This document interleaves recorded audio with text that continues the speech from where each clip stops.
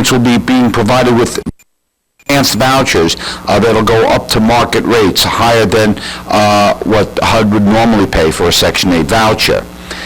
However, you see, there's two different levels of government we're talking about. That was covered under the federal government with federal assistance. The ETPA, the Emergency Tenant Protection Act, is a state rent regulatory law. It's not a subsidy. It regulates the rents. It limits rent increases and guarantees renewals of leases. Claremont Gardens could theoretically come under the ETPA if it was built before January 1st, 1974, and Ossining adopts the law. So that could come under. I see people shaking their heads. I mean, it would have to be clarified. If it was built before January 1st, 1974, and Ossining adopts the ETPA, it would be covered. My professional estimation would be all the units would be covered under ETPA. Why has Ossining not adopted? Well, that's why we're here tonight, I guess. Because no, I mean, you can hold it, and you have to worry about having to be thrown out because you can't afford. You're right. I paid regular rent when my husband was alive. When he died, I lost his income, so my rent had to go lower because I couldn't afford it. Sure, but as that has become decertified, there's no state law that covers it. I see the ex-mayor, John Perla, has a point. Just for clarification, the clock starts to tick when the building permit is taken out. We had thoroughly checked out the situation of Claremont Gardens, and it was built after that 1974. They were going through the process of planning and zoning and getting all their approval. So it was, the shovel wasn't put in the ground until after the 74 statute. Then I don't understand. I bought my house in 1967. Okay. All right. But I can't debate this. Yeah. I don't have the documentation. However, we did thoroughly check that out, and they made the bar, so to speak. Okay. Ma'am, why don't we stay after the meeting and people can discuss that? We don't want to talk about individual cases right now. Pepe and then... No, I was talking about the whole garden address that, but one thing I was going to suggest is that when people speak, we ask them to come up and take them out. Sure, could you bring the mic? You want to bring the mic to them, Pepe? Okay.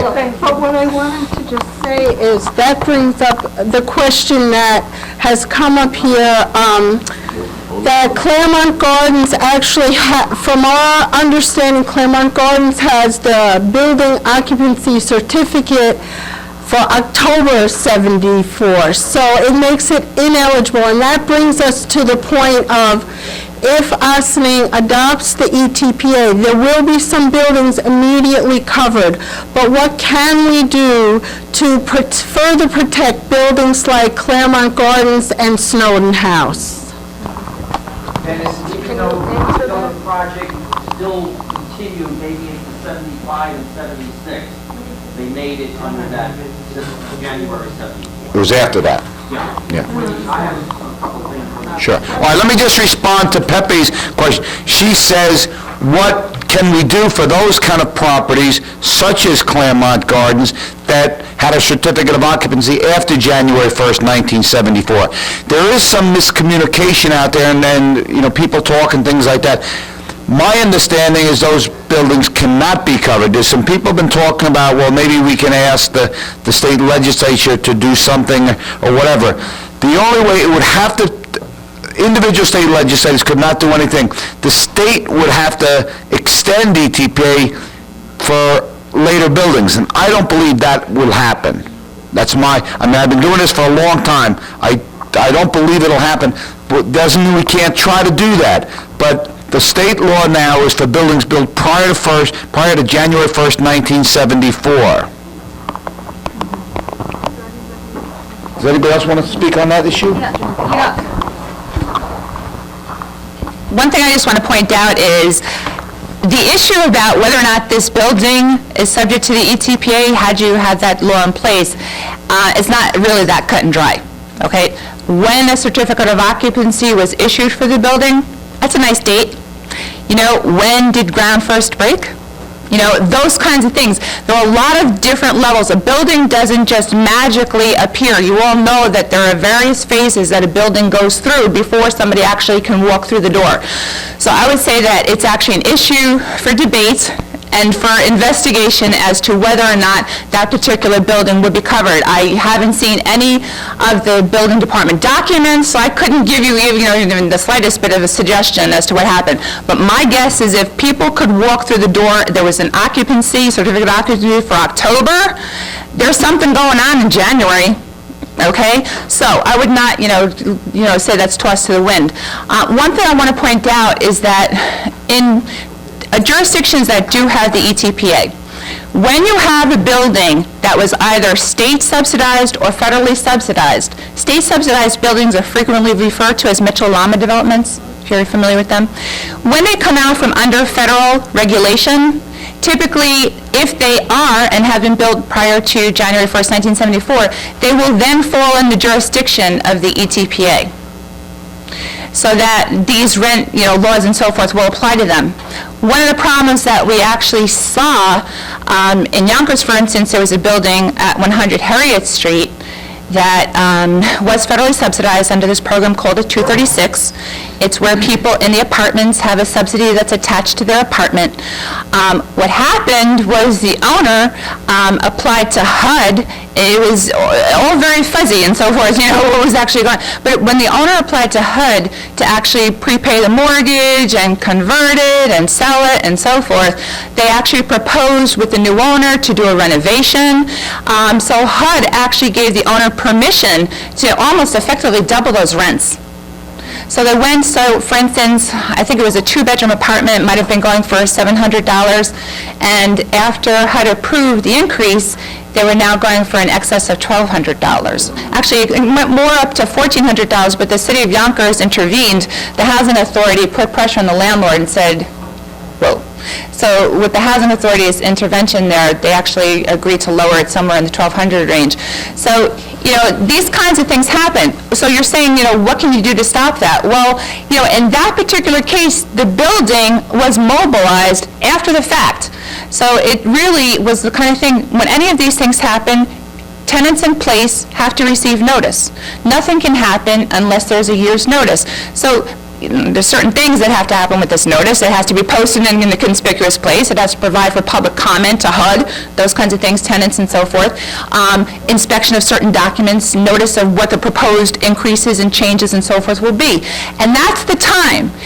If anybody ever sees that in a building, whether it's a half a notice, because we saw, most of the tenants said to me, either I didn't see the notice, or it was a half of a notice, that kind of stuff. So either, people are ripping them down, or they're not posted all that well. These kinds of things can happen. The requirements are not all that strict. It doesn't have to be behind a bulletproof glass, encased, container. So, things can happen to these notices. But that's the time to get together and say, mobilize your tenants association, write to HUD, get all of your elected officials involved to say, no, stop right there. We can't go for these kinds of things. You have to start early in that process. And that's what happened with 28 Lamartine and 50 St. Andrews. Those tenants give them a lot of credit, ladies and gentlemen, because for all their smoke, they got in there and they brought the media. The Channel 12 was there at the meeting. Everybody turned out. The Office of the Aging for the City of Yonkers provided transportation to all the disabled persons to come in their wheelchairs. If you never saw such a gathering in your life, there were little children out front, don't make me homeless, HUD. All these kinds of things with little cards. You never saw such a turnout. That was right at the beginning. The minute they got notice, that's what they did. So it takes that kind of intervention. When you do stuff like that, you make my job easy. Okay? So that's the kind of case that I can help defend. But when you come in after the fact, it's difficult. Then I'm doing damage control. Yes. I have a specific question, but I'd like to share. Wait, come up, please. So the camera can get the information. I have specific questions, but I'd like to share. Dennis, you mentioned Home Properties, which is a very, very difficult organization to deal with. 2 years ago, they bought several parcels in this community, Sherwood House and Sparta Green. We had meetings in this particular room because the people that lived in those complexes got 100% increases, and they were only going to get a month-to-month lease, 3 months or 6 months. What we did, what the board did, was try to talk to them up at the municipal building, but they were fixed on doing this. What we ultimately did was I introduced the principals of that corporation to our building department, and I also gathered all of the property owners that owned all of the buildings that would fall under ETPA. We were successful in that negotiation. They reduced the rents by 50% and gave a 1-year and 2-year lease to at least let the people have a decision-making process of time to see if they wanted to stay in that particular complex. That board, our board, was ready to enact ETPA if that was not successful. I understand it's been quiet since that. What I would like to do is to tell you that I go back in time. I lived right around the corner when we had rent control. And in the 60s, just to let you know, my parents were paying $65 a month in rent, and after rent control went off, it went up to $130. So it's over 100%. So my question is that, I think you answered it, how many units fall under the ETPA? Is it 6? 6. Is that 6 or more units? 6 or more units. And how do you become part of the ETPA after an elected board decides that they want to participate in this ETPA? Do you take it from there? No, we don't take, what has to happen, as I mentioned in my present, To adopt ETPA, I said earlier, under the statute, there's a requirement to be a public hearing held.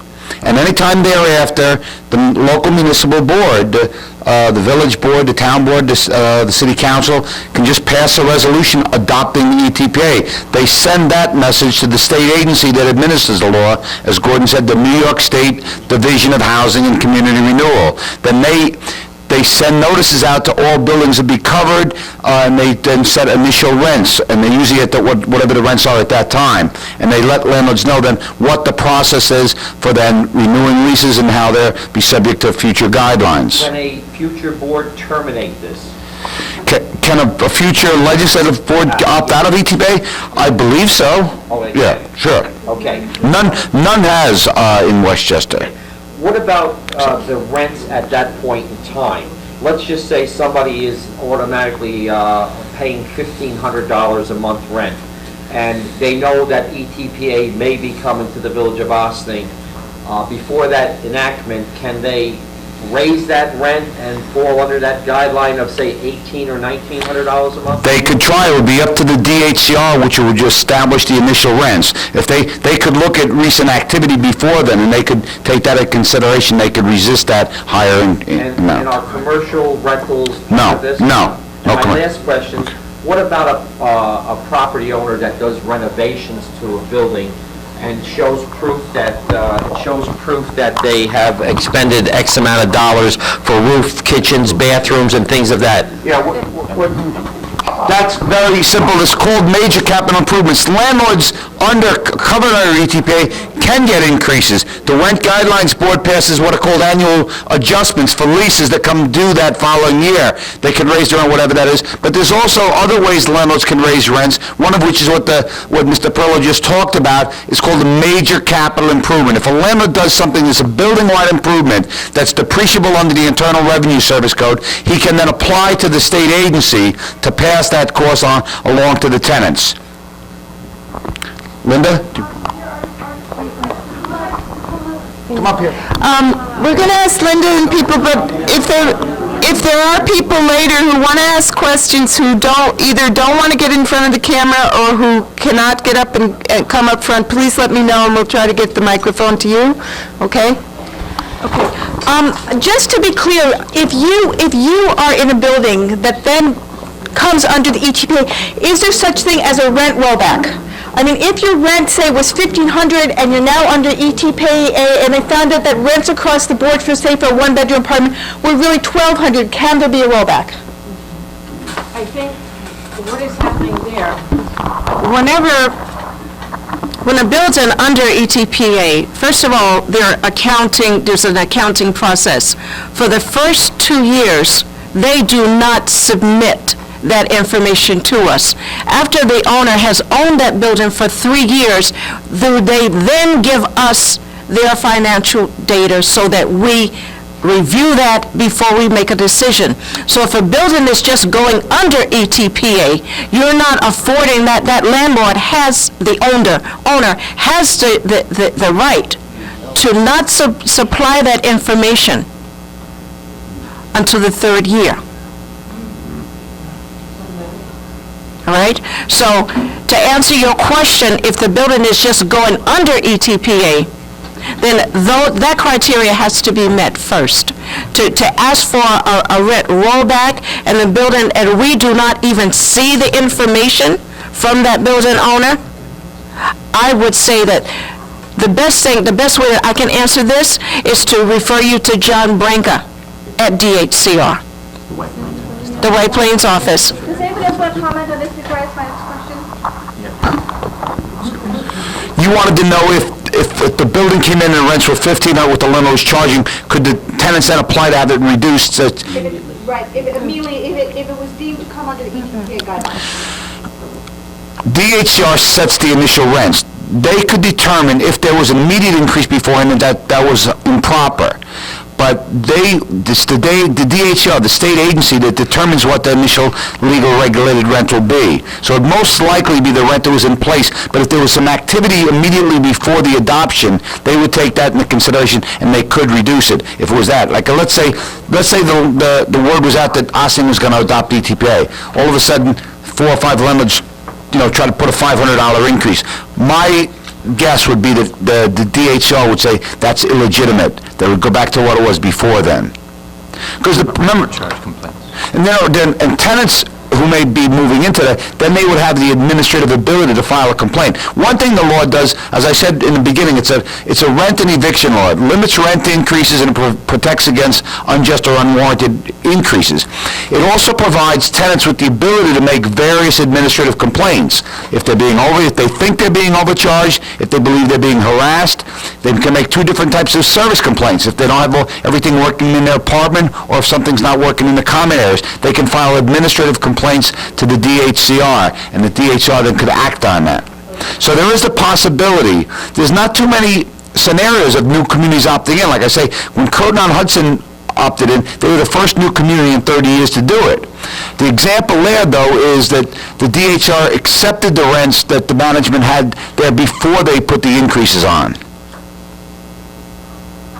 So my guess, if there was a dramatic increase shortly before the adoption of the ETPA, tenants would be able to challenge it, and I think they would be able to challenge that successfully. May I ask, are there any more responses? I agree with Dennis. I haven't yet seen an instance of this, but I would say that it looks highly suspect if something like that happened. I mean, it's no-brainer for all of us, right? But it also points out the importance that if you're going to take action here, do it quick, okay? Because if you let this thing sit around for year after year, they may hike up the rents so that it doesn't look so suspect, okay? So when you make a decision to do something, do it, okay? Don't mess around. Do it, okay? And the one thing I want to point out, this ETPA, as great as we're making it sound, and as necessary as it is for you, isn't even the end-all catch-all, okay? There are still things that can happen under the ETPA. A landlord can do a substantial renovation and try to bring it out from under the ETPA. All right, there are certain things that would stop him from doing it if he hasn't managed the building correctly and he caused its own destruction, internal combustion. Those kinds of things would prohibit him from doing something like that. But there are things inside the ETPA that not necessarily are foolproof guarantees forever. So this is the minimal thing you want to do in your community. This is the minimal. So this shouldn't be something that people are looking at as, this table. It's the least you can do for yourselves. If I may add, before I give information before I say anything that I am not certain of, I'm going to give you the phone number, and if you have it or you do not have the phone number for DHCR, which, by the way, is what the Westchester County guidelines, we are under the State of New York Division of Housing and Community Renewal. That phone number is 948-4434. 914-948-4434. It's at 75 South, yes? 75 South Broadway in White Plains. There's literature that is available there that answers a lot of the questions that you have. And since you're not, Ossining has not adopted ETPA yet, they will. The questions that you're asking now can be better answered by John Branco or one of the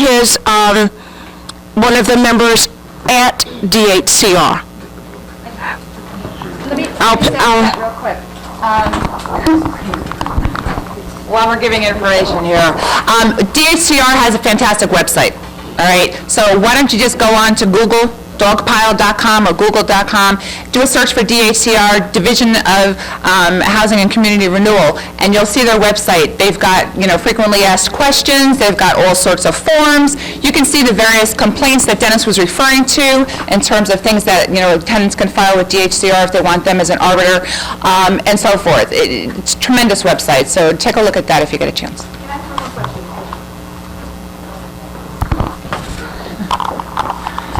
You've been giving a really valuable phone number.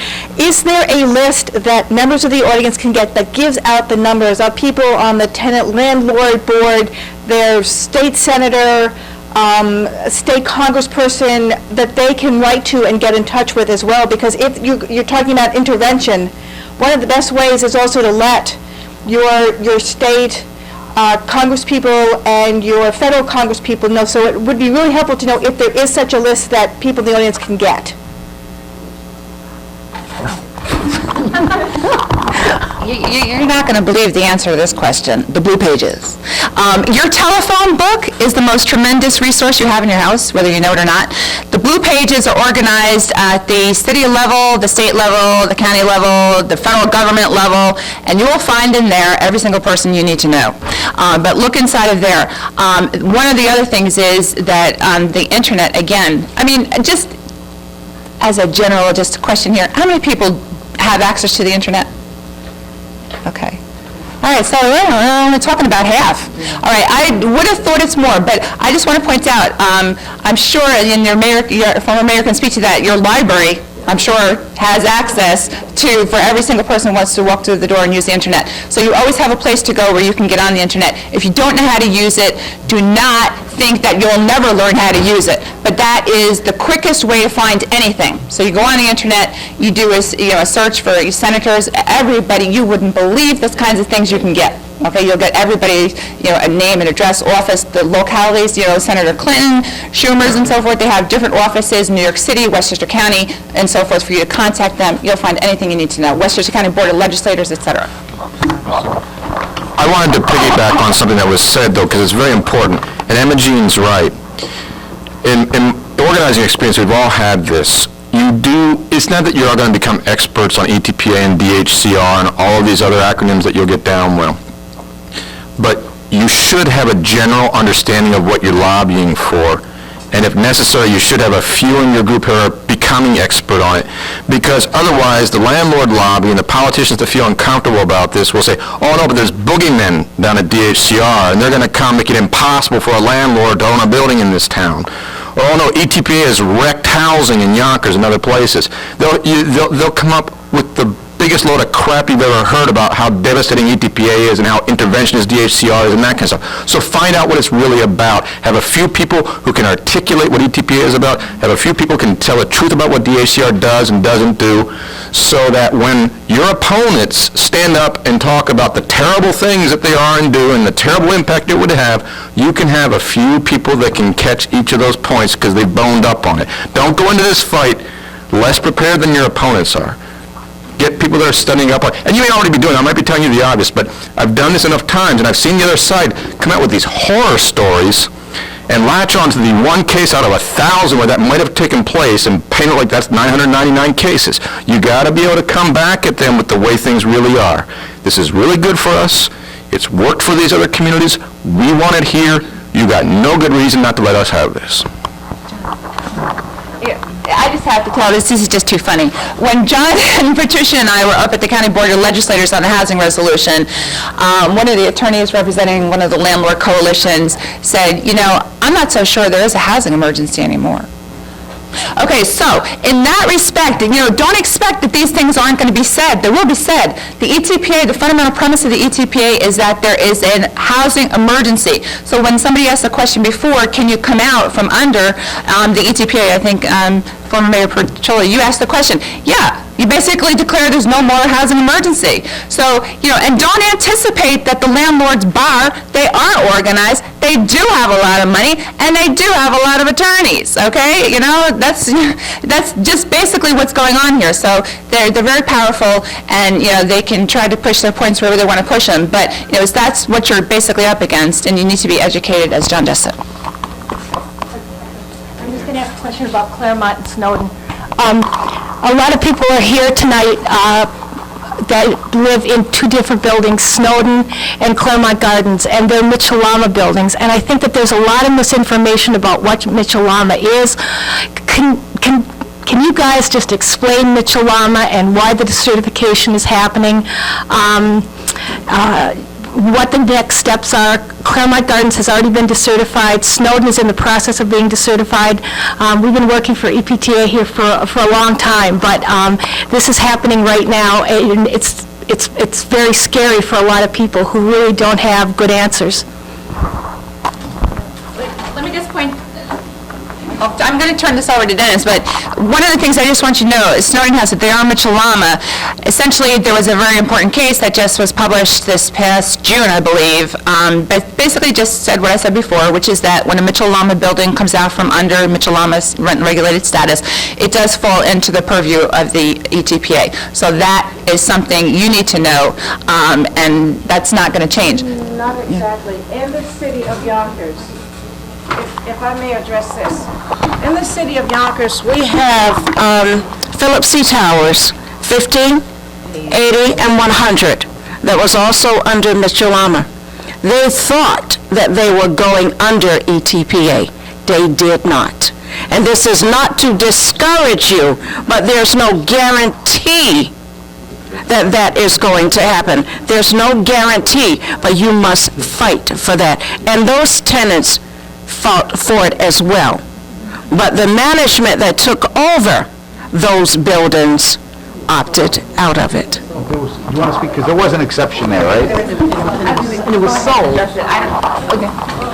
Yeah, again, I think that the exception that might have occurred here, again, is when there is this substantial renovation and so forth of the building, okay? And I think that may have been what actually happened in this instance. So, in general, the rule is, yes, it will fall under the ETPA, but there is this exception. Again, even within the ETPA, there is this exception that if the landlord does this substantial renovation, that he's entitled to come out from under the ETPA. So there is this caveat built in there that when the landlord invests all this money, that he should get some return on his investment by the way of a rent increase. So you're constantly dealing with that threat.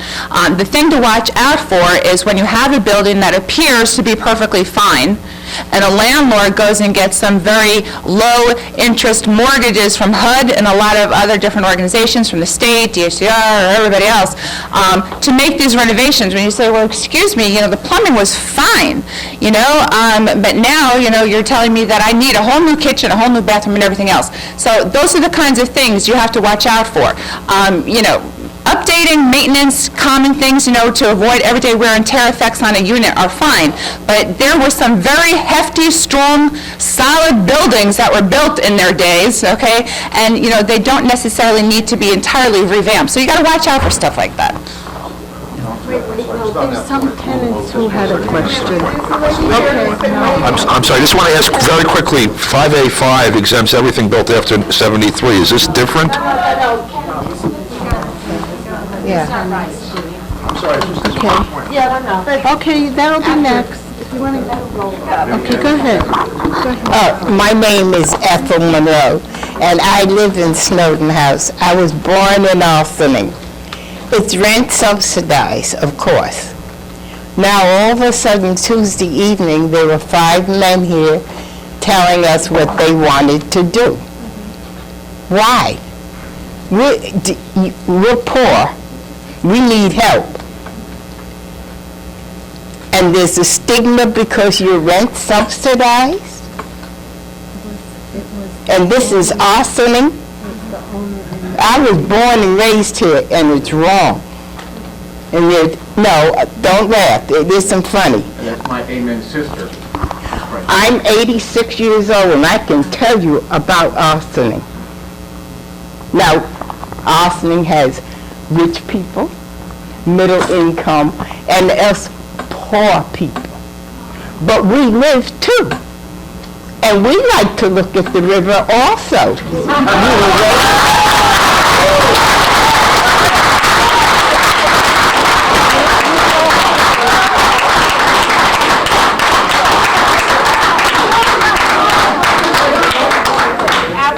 We don't have to pay to look at the river, but we do go to work.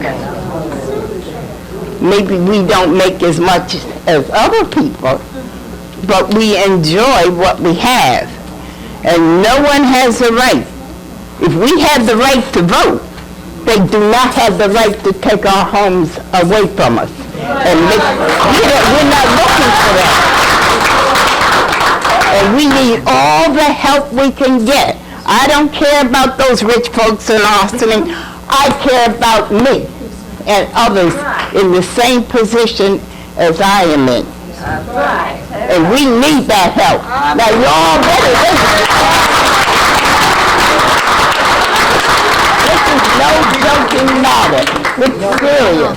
We are human beings, and we need all the help we can get. And when it comes time to voting, you better know who to vote for.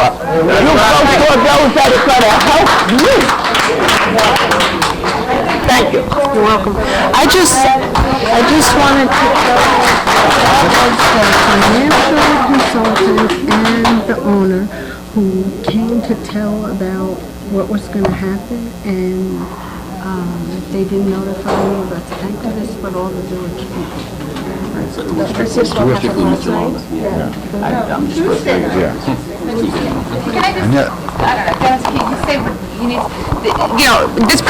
talking about, somebody just came to tell you what was going to happen. You're right there at the beginning, like I just talked about before, right?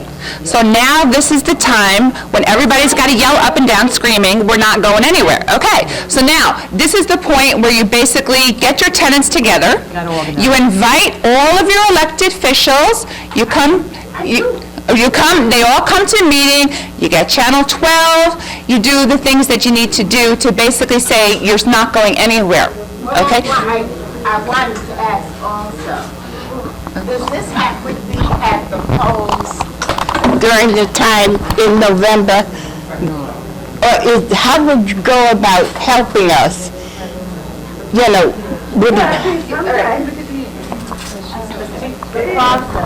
right, listen, there are 2 ways to handle something like this. One is politically, one is legally.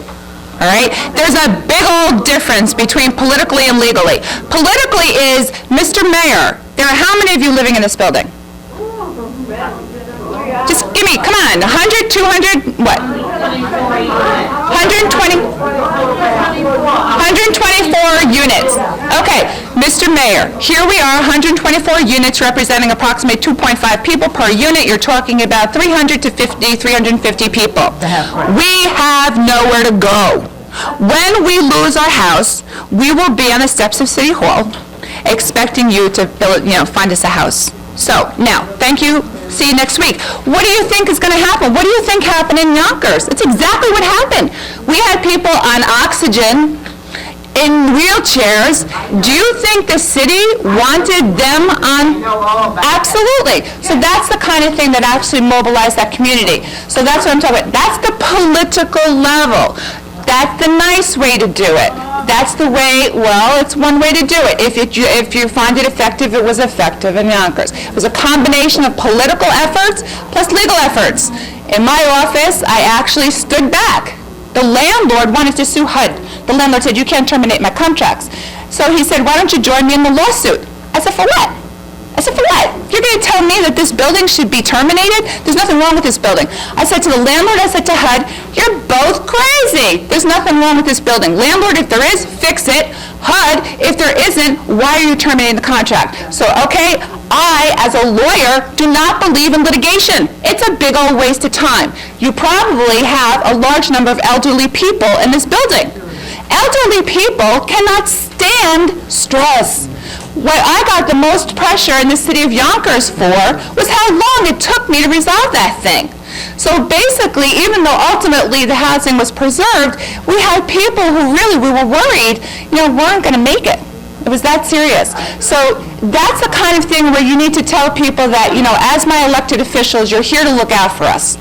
Whether you think I voted for you or not, the process voted for you, the process put you in place, you're here to represent me. So on that level, you do need to say, now's the time for you to step in and help. Then you start saying, think creatively. Think creatively, what can you do? Well, what can they do?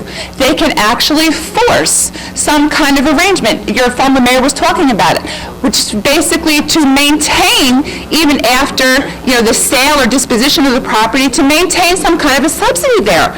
Believe me, there is a lot of money out there for a lot of different kinds of programs. So this doesn't end right here. You want to talk about the legal approach, you get yourself an attorney. Now, most likely you are eligible for free legal services from my organization, Legal Services of the Hudson Valley. You need to get yourselves organized and get somebody to call us up. We'll come in. These are the kinds of things where we look at notices. Are the notices actually legally proper? Was proper statements inside the notices, were they properly made? Was the notice properly posted? Was everybody given? All these different kinds of things that we're talking about. What they're doing, is it actually permissible under the law? I don't like the legal thing. I think it's a big old waste of time, but if you got to do it, you do it. I think it's more effective to get everybody involved to say, let's work together here to see what we can do. Let's be practical. These families need a home. As I had mentioned earlier, my staff is sending out a letter by next week. I would suspect that every city clerk in the county will be receiving my letter, which will have a copy of the resolution that was passed in the city of Yonkers, and it will also have the resolution that was passed by the New York Democratic Convention. I would strongly suggest to each and every one in this room that on November 1st, to contact your elected officials and ask them what is the status of that letter, because the city clerk, once that letter is given to the city clerk, it's the city clerk's job to make sure that the council members of each municipality in their little town, village, or whatever, that they get that resolution on their desk. And it's up to those council people to say they want to adopt their resolution or not. This resolution, like I said before, has been adopted in Mount Vernon, Greenberg. It's also been addressed, has been adopted in Troy, Hudson, New York, Albany, and the list goes on. Make sure your elected officials look at that document and pass it, because it's going to protect you in the long run. We're talking about a couple different things here. You're from Snowden House, right? Yeah. Okay. Obviously, that's a major concern, and I'm going to commit my organization, Mount Vernon United Tenants, that I will help your building help get organized with the local people in Ossining. We will work with you. We do have a grant from United Way to help do that, okay? So So that's one thing, that's the organization of the Snowden House tenants. But the other is the citywide issue to make sure the ETPA passes, that eventually, if something does happen bad to Snowden, that they would come under that. So we have to work on both of them. We don't have to protect just the tenants in Snowden. Clearly, we want to protect everybody there. We want to protect those other tenants who live in other housing, okay? Anything that would be subject to the Emergency Tenant Protection Act, we want them to be covered, okay? So we have a two-pronged thing. Organize the tenants in Snowden House, organize on the city level or the village level to make sure the city opts into the law. Okay? And we can do that. It's not that difficult. If there's the power here. As you came tonight, you told your compelling story. I would like you, and I'd like to get a commitment from you tonight, that you're going to go to the next village board meeting and make that same compelling story. Okay? Everybody, let them know you. They go to listen to Louis Capelli, okay? They should listen to you too. Okay? But they're not going to come to you. You've got to go to them. You've got to go to them. And you have to make them hear you. And they will hear you. Okay. Well, I'm Catherine Borgen, I'm a village trustee, so here I am, coming to you. Some of my questions have already been asked, but I guess I have two questions that I think I would like to get some help from this panel on. One is that I know that sometimes, especially with these Mitchell-Lama projects, I know that, for example, when I called up DHCR about Snowden House specifically, one of the things that they said to me from DHCR in Albany was that part of the problems with the Mitchell-Lamas is that they have fallen into disrepair, and they do need some infusion of cash for some of the really, necessary repairs that are happening, and I actually am working on behalf of a tenant in Claremont Gardens, as a matter of fact, and I know that that's really become an issue for this particular family, that they're, the infrastructure and the sidewalks and the things are in disrepair. So can you, maybe this is something you could talk to me about, after the program, but are there programs that can give that cash infusion when they are needed specifically for these projects as they come off the Mitchell-Lama? And if I know that, for example, Snowden House is exploring some other affordability through federal dollars and it's like a 5-year program. So it's sort of a little patchwork solution that would be good for a little while, but I would like to see, to make sure that however this works out, that we get something that would mean that if we pass ETPA, that program would come under ETPA. That's number one. And then the second question I have is, we have a situation in Austin where we have a lot of illegal apartments, and I feel very worried about the tenants who live in those apartments, and I want to, does ETPA, this is my question, it's sort of a long roundabout way of getting it, how can the passage of ETPA help those tenants as well?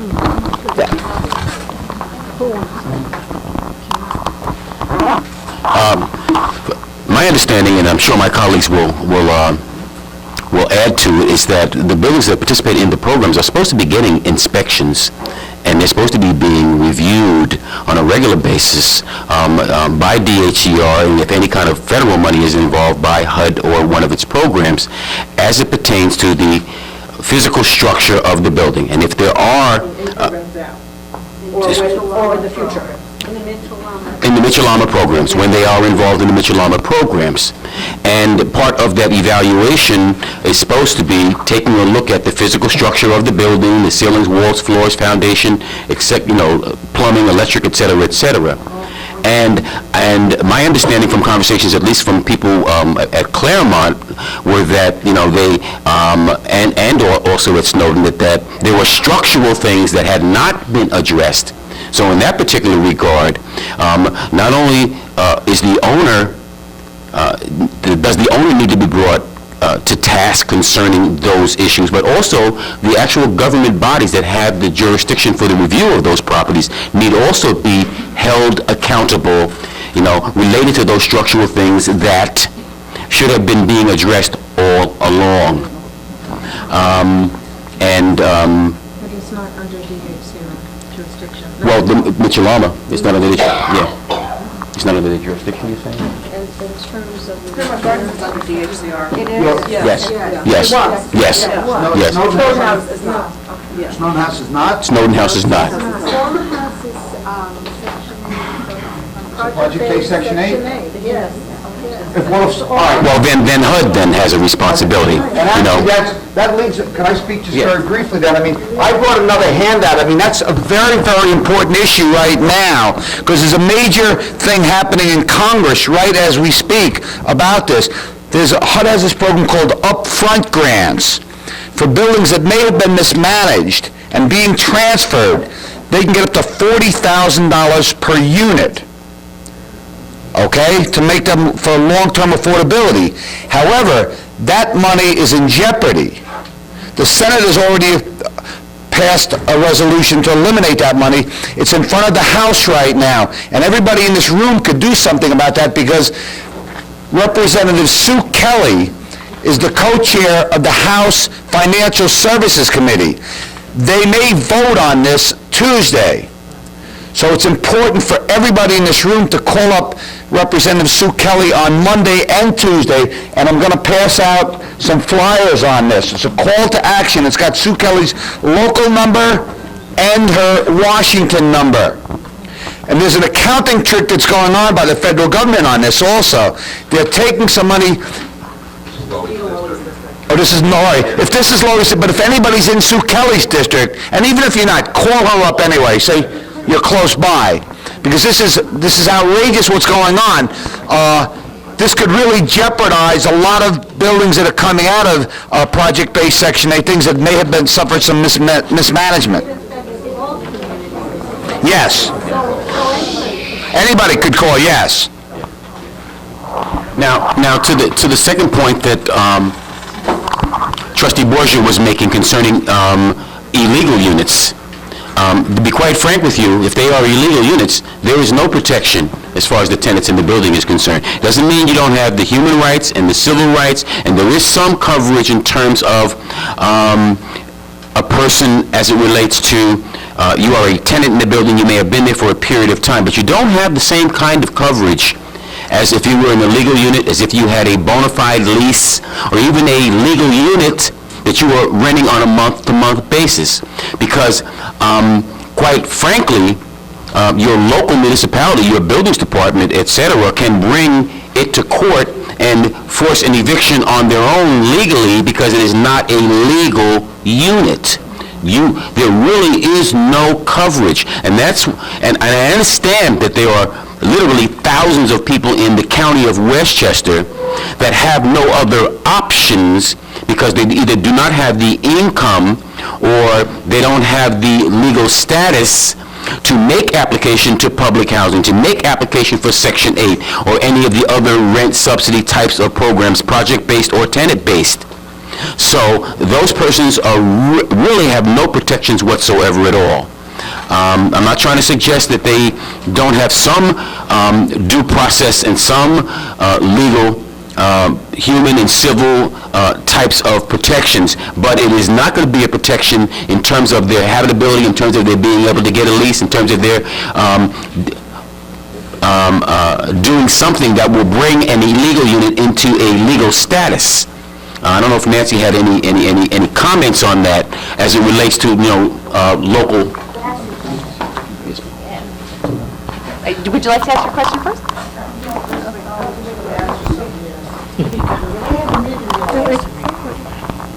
When they had the meeting here last week, they said they would let us know something within the next 6 weeks to whether how our living would be. Meaning that if some of us would have to move, they would, if we had to move, they would give us some kind of Section 8 that we only could use a one-time, what do they call, a voucher, Section 8 voucher, which we could move anywhere we want to, Florida, anywhere, but you only can use it one time. That's not a Section 8 I call, that's just something. And they're going to let us know now within 6 weeks, because we have to recertify again by March. And then they're going to let us know what we can do and who will be able to stay there, and they're gonna fix the house up, they're gonna score our walls. We can help what people saying in each room, you know. The music is terrible sometimes, you know, next door. They said they're gonna fix the walls, and they're gonna do a lot of fixing up around there. Because the one-bedroom apartments is gonna be $1,100. They're gonna go up, it's $980 now. They're gonna go up by January, I think. Anyway, he told us a lot when he was here for the meeting, but we won't know what his plans are until 6 weeks from now. So I don't know what that means. Okay. Could you explain that a little bit?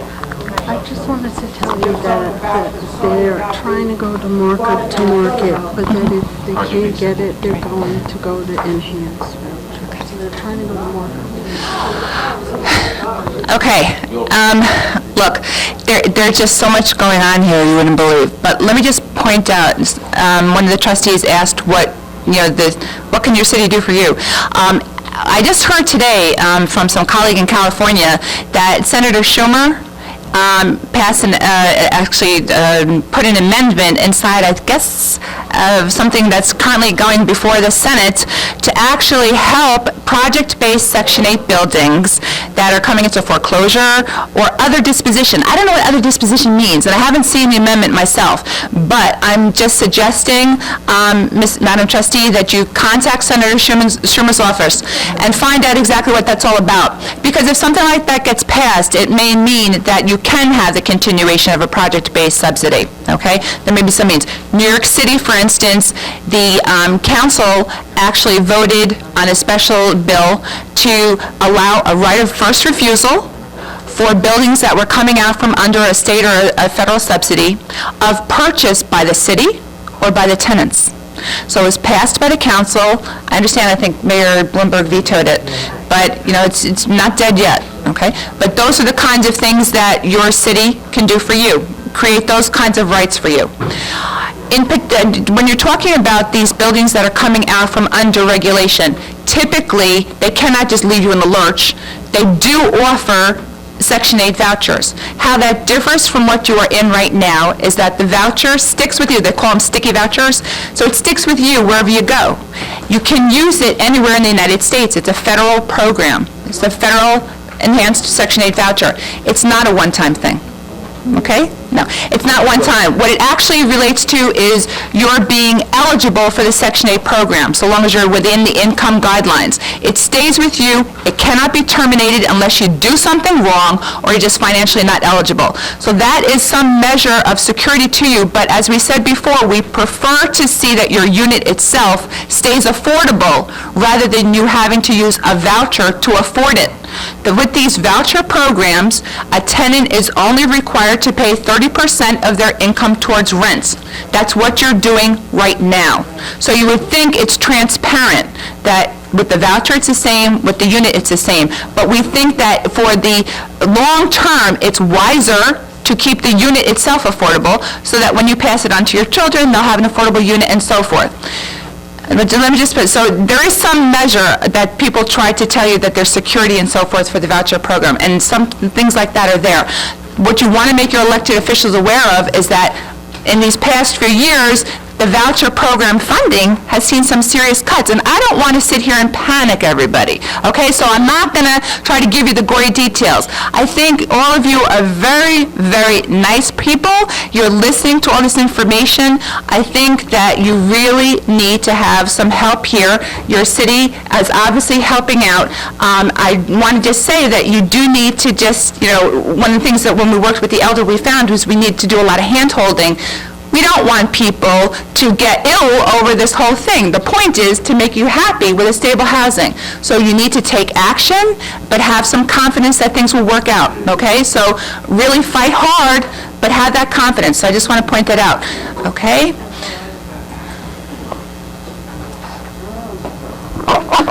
Yeah, I'm sorry to say that we have about 10 more minutes, so I know that Gordon Albert wanted to make one more point. I know Don's been waiting and waiting to ask a question, but We'll be around, Yeah. right? You know, I'm not sure how many of my colleagues will stay around, What- but we'll yeah. be around, and if they throw us outside the building, we'll talk to you in the... Okay, good. What I was going to say, too, is just make sure you signed in, because there will be follow-up. The Ossining Committee to Save Affordable Housing has been working on this for some time. You've heard offers of help, and there could be other meetings, so just make sure that people can get in touch with you. Hi, just very quickly, thank you, everybody, for coming here. We really appreciate it for the work that you do. I was thanking everyone first for coming. I wanted to ask the attorney, actually, when she comes back, about this thing with respect to Section 5A5 of the ETPA that exempts anything that was constructed after 1973. That's how the law reads, and I was wondering if, in fact, this June case would afford some protection if she... Okay, that's one. So, no, it's both, Claremont was built in 1974 and Snowden was built later, so they probably would not be eligible for protection. Is that correct? Is that, okay. It was built after. If there were some people, there were some units that were occupied before you could make a claim. First CO was issued in 1974. Claremont. October.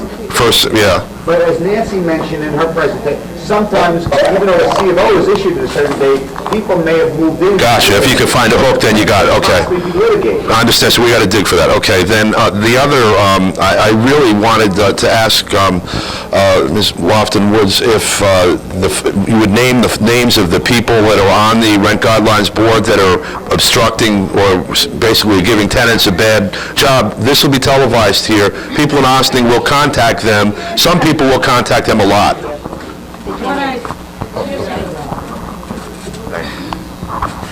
What I can share with you are the board members' names. That is public record. But we can do it like we have television. Of course, I have no problem with that. You know, I wear my bulletproof vest. Okay. Just a moment. Names of them all? No, I'm going to make sure I get it right. Are any questions about getting mobilized to try to enact the EPA and Ossining as the address? Yeah, let's do that. Especially what the members... I could, excuse me, I could, The participants, right? well, if I may add, whenever ETPA is adopted in Ossining, it would be to your advantage to know who the members are. Read their names. No, she wants to go on, she would rather have something more important right now, so. No? It's- Read the list. Let's read the list. No.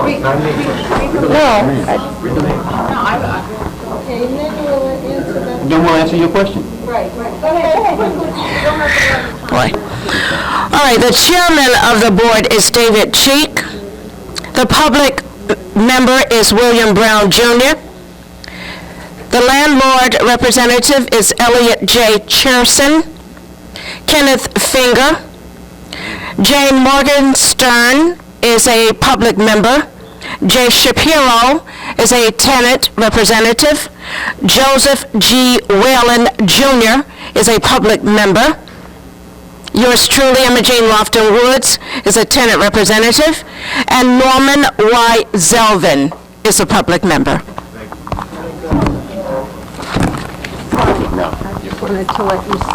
Yeah, I understand that time is short and that there are a lot of concerns here. My question is, I've only lived in Ossining for about 4 years. On my block alone, there are illegal immigrants living illegally in private homes. There are African-American families who have been living in the same home for 50, 60 years. There are people like myself who have just come in recently, and it feels very divided. People seem very angry at each other. It sounds like a lot of organization, uniform understanding, and belief and hard work would be needed to put this over. If anyone has any suggestions about how to do this, I would really like to. Let the organizer do it. Well, I think when Kathy made the introduction, she talked about that there are people trying to bridge these divides in the community. And you're right, I think you're very, it's hard work. It just doesn't happen. It's when people of goodwill get together and say, we are going to do that. Because there's always people trying to, to divide here and there. And I do want to correct you. There's no illegal people. No person is illegal. People may be undocumented. There's no such thing as an illegal person. Okay? We have to, we all have a responsibility to what's the language we use. People are not illegal. All right, some of these people are my friends. Yes, I know, I understand, but we all should remember that, how we use language. We can't play into our oppressors' games, okay? People are not illegal. People are never illegal. Okay? But I think, as Kathy mentioned, there is a good group here that's trying to bridge those divides. I've committed earlier, my organization will help work up on, at least on this ETPA and the organization of Snowden House.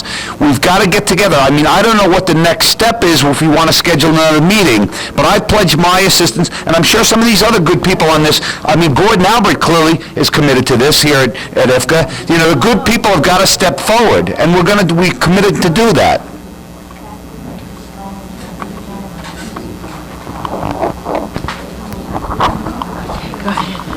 Good evening. I'd like to make this really, really quickly. I know that we're very limited for time, and I want to thank everybody here for this informative session. Everything that you have said to this group, these individuals here tonight, I agree with, and great advice and great information, and I thank you all for coming. I did not have any intentions on speaking here this evening, but something that this lady pointed out earlier kind of hit home.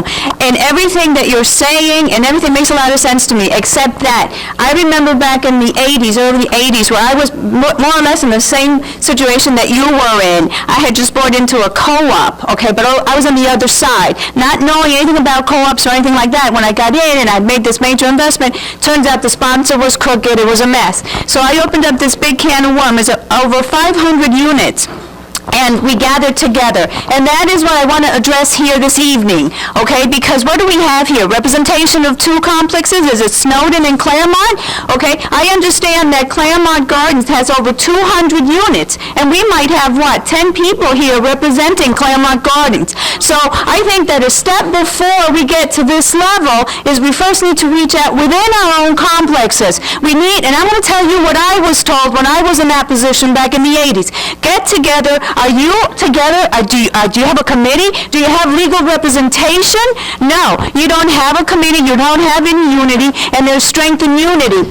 Before you go to the board of the village board or any other board or any politician, I'm going to suggest to you that you get together as a group with one particular focus, okay? Once again, there is strength in unity. Come in and represent yourself as a group. Not every time there's one meeting, you have a scattered few here or there. Nobody's going to pay attention to that. You need to strengthen yourself. Claremont Gardens, Gloria, you're here. You seem to be everywhere. You must be maybe the Claremont Garden representation and reach out to these people and get that point across.